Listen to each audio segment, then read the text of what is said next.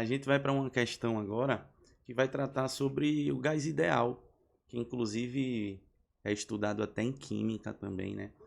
Mas a física estuda muito bem porque na física a gente estuda termodinâmica, então é preciso saber o que acontece com o gás ideal, até porque a gente quer o que ele vai proporcionar de movimento no êmbolo. Então foi assim, por exemplo, que surgiram as máquinas térmicas. E hoje a gente utiliza até o carro, né, a combustão nessa situação. Então eu tenho aqui basicamente um cilindro com uma quantidade de gás. Esse gás eu posso caracterizar ele por quatro coisinhas. Eu posso caracterizar ele pelo número de moléculas, então número de moléculas. Eu vou botar assim, número de mol, que eu acho que vocês estão mais habituados aí. Número de mol.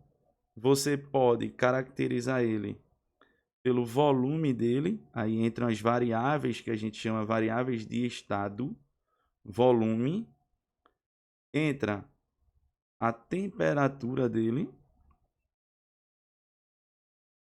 Temperatura.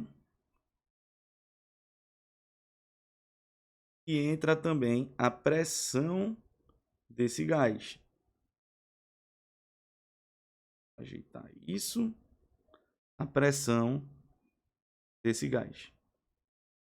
Então, eu posso fornecer calor, tirar calor do gás, apertar o êmbolo, levantar o êmbolo. Então, tem várias e várias transformações aí que você pode fazer para mudar esse gás, para que ele sofra algumas transformações. O número de mol a gente vai representar pelo número N, o volume o V, temperatura T maiúsculo mesmo e pressão P maiúsculo. Bom, anota aí, tá? Volume de um gás, ele não apresenta um volume definido, então ele vai apresentar o volume do recipiente. A temperatura é a agitação das partículas, é a energia cinética ali, né? Quanto maior a energia cinética, maior vai ser a temperatura.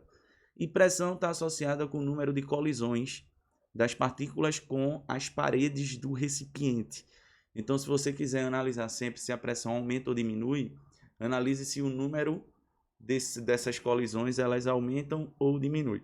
Eu tenho duas equaçõezinhas aí para que a gente consiga lembrar das transformações. A primeira é a pressão vezes o volume, depende do número de mol, do R e da temperatura absoluta do gás. Lembrando que esse R é uma constante, né, do gás, e aí vai ser dado, e é muito importante você olhar qual é a unidade que está dando aí o R, porque ele pode dar em joule, inclusive, e a outra em caloria, e é isso que vai definir qual vai ser a unidade, por exemplo, da pressão que você vai trabalhar. E a outra equação é que se esse gás sofre uma transformação, ele tem o produto ali da pressão com volume dividido pela temperatura. Isso é uma constante. Então, isso eu posso igualar a um outro estado desse gás, de pressão final, volume final e temperatura final. Então, basicamente, um gás é isso. O estudo de gráfico também é bem importante nessa parte. Vê, aí a questão que eu quero trazer é essa aqui, ó. A bomba de ar para a bicicleta da figura possui 50 centímetros de comprimento. Veja, 50 centímetros de comprimento, tá? Interno para o deslocamento do pistão. Quando acoplada a câmara de ar totalmente vazia do pneu de uma bicicleta com pistão recuado de 45. Então, eu não estou usando os 50 centímetros, estou usando apenas 45. Medida a partir da base da bomba, a pressão interna do ar é de 1 atm, é igual à pressão atmosférica.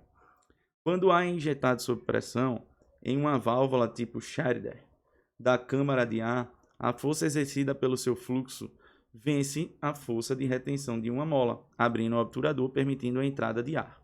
Beleza. É necessário uma pressão de 1,2 atm para que o obturador da válvula seja aberto, permitindo a entrada de ar. De quantos centímetros deve ser deslocado o pistão para que isso seja possível? Sabendo que ao longo desse deslocamento, olha o que é importante para a gente, a temperatura do sistema não se altera. Então vamos lá. Vamos ao problema dessa questão. Eu tenho uma bomba, onde inicialmente está com a pressão de 1 atm, ela tem uma altura de 50 centímetros, porém ela só está recuada aí 45 centímetros. Vamos supor que aqui seja o pito da bomba onde vai acoplar ao pneu, certo? Então ela está recuada aqui, ó. Isso aqui vale 45 centímetros. E ela está com uma pressão de 1 atm. Beleza. Eu vou empurrar esse êmbolo, vou colocar assim, isso é o inicial. Eu vou empurrar esse êmbolo até que esse êmbolo chegue a uma altura. Eu não sei que altura é essa. Eu não sei agora que altura é essa. Mas para essa altura funcionar, eu sei que a pressão deve ser de 1,2 atm. Temperatura constante, então, é uma transformação isotérmica. Então, quando você pega essa equação, V0 dividido por T0 é igual a P V sobre T. Eu corto as temperaturas porque são iguais. Então, o que eu tenho que fazer apenas é pressão inicial, volume inicial, igual a pressão final vezes volume final. É uma isotérmica. Só que veja que você não tem volume, mas não tem problema, porque a gente sabe calcular. Então, a pressão inicial é 1 atm multiplicado pelo volume inicial. Ah, Isaac, a gente sabe? Sabe. É a área da base vezes a altura inicial aqui. Isso tem que ser igual à pressão final, que a gente viu, que é 1,2, vezes o volume final, que é a área da base, vezes a altura 2. Muito cuidado para o que a gente vai calcular e o que a questão está pedindo, tá? Você vai observar isso agora. 1 vezes isso é 1. Veja que eu tenho a área de um lado com a área do outro, então cancela. Sobrou desse lado H1, que a gente sabe quanto é, 45 centímetros, igual a 1,2 multiplicado por H2. Então, tudo que eu tenho que fazer agora é dividir 45 por 1,2. Então, H2 vai ser igual a 45 dividido por 1,2. Isso aqui vai dar um valor igual a 37,5 centímetros. Agora, calma. Não é a resposta. Porque se você observar, ele pede de quantos centímetros deve ser deslocado o pistão. Eu sei que a altura dele vai ser 37,5.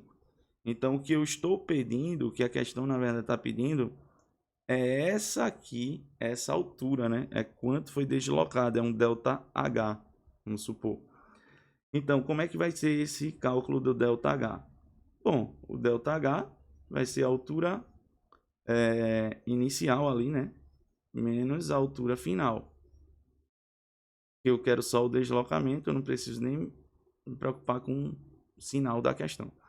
Então, 45 menos 37,5.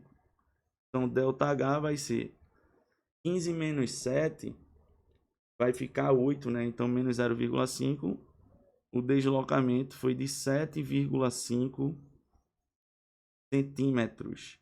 Esse aqui é o nosso deslocamento, a nossa resposta, que dá exatamente letra A como resposta. Então é ficar atento, né, a essa parte, principalmente de gases, transformações gasosas, toda essa parte, para não perder uma questão por besteira de unidades. Beleza? Então, beijos.